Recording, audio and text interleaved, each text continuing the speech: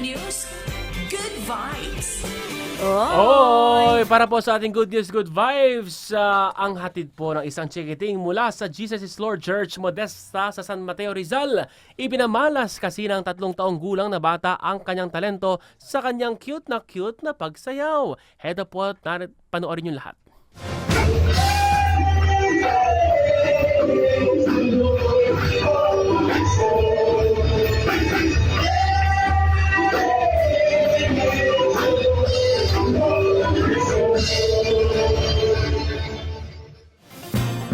Ang cute naman, partner.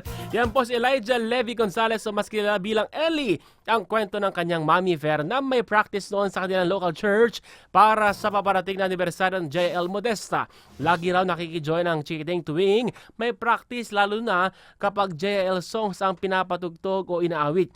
Bukod po sa pagsasayaw, nagpakita na rin ng husay ang bata sa paggamit ng drums. Patunay po si Ellie na talagang train up a child in the way he should go. And when he is old, he will not depart from it. Amen. Samantala, gaganapin po ang anibersaryo ng JL Modesta sa August 17, araw ng Linggo.